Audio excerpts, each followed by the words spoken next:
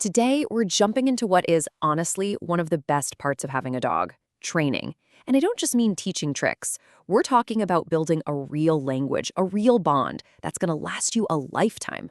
Look, if you've ever found yourself getting frustrated thinking, why aren't they getting it? Trust me, you're not alone. We've all been there. But today, we're going to flip that script and turn all that confusion into a really powerful connection. Because really, that's what this is all about. It's not about being the boss or about dominance, not at all. This image it says it perfectly. Training is a two-way street, a conversation. Our job is just to learn a little bit of their language while we teach them some of ours. All right, so before we get into the how-to, we've got to understand the why. These are the golden rules, the foundation for everything else we're going to talk about. And once you get this part, it completely changes the game. This right here? This is probably the single most important idea in dog training today. Positive reinforcement. The whole goal is to make learning fun. When your dog does something you like, you reward them. It's that simple. This makes them want to do it again. It's all about motivation, not intimidation. Now, this is where a lot of people get mixed up, and it's so important. Punishment, like yelling at your dog hours after they had an accident, it just doesn't work. It just creates fear. Negative reinforcement, though, is different. It's about teaching. Think about it this way. When you gently pull up on the leash to stop a dog from pulling, the second they stop, the pressure goes away. The dog learns, hey, I can stop that annoying pressure just by walking nicely. See the difference? It gives them the power to make the right choice. Okay, so how do they learn? Well, expert trainer Nancy Clark gives us this awesome little roadmap. Any new skill your dog picks up goes through these 3 stages. First, you teach it, usually with treats. Then you start correcting little mistakes and really reinforcing the good stuff.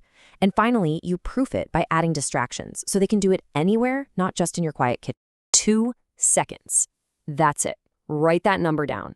This is your magic window. For your dog to connect praise or a correction with what they just did, you have to do it within 2 seconds. Any longer than that, and poof, the moment's gone. Their brain has moved on. This is why your timing is everything. Okay, theory's over. Let's get into the real world. We're going to look at the most common mistakes that pretty much everyone makes when they start out, and most importantly, the super easy ways to fix them. Oh, this one's a classic. You say down, your partner says lie down, and your kid just kind of points to the floor. Your poor dog is sitting there completely confused. It's like if you were trying to learn a new language and the words kept changing on you. It's impossible.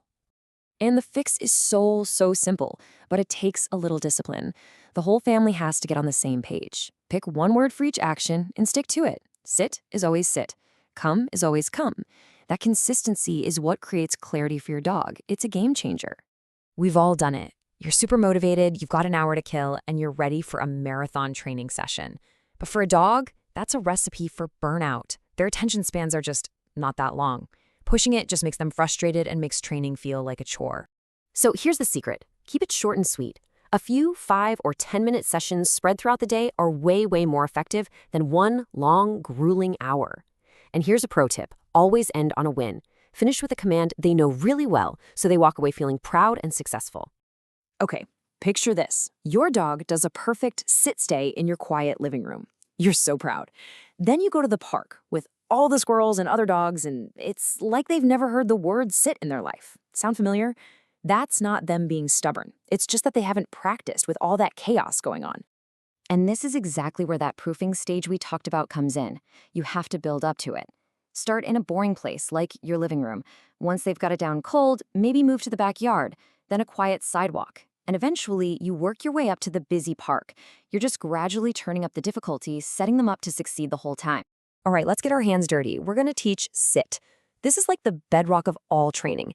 It's easy, it's super useful, and honestly, it's the perfect way to start that conversation with your dog and build your own confidence as a trainer. So the secret weapon we're going to use is a technique called luring. It's gentle and makes total sense to the dog, and it works like a charm.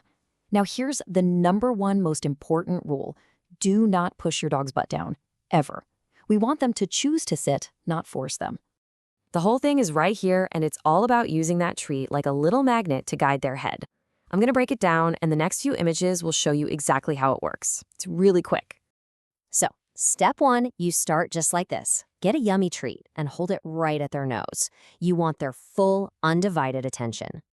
Now, for the magic move. You slowly guide the treat up and back over their head. Their eyes and nose will follow that treat, and as their head goes up, their bottom naturally goes down. It's just physics.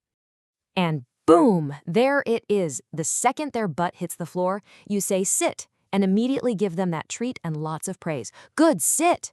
You're marking that exact moment. That's it. That's the whole thing.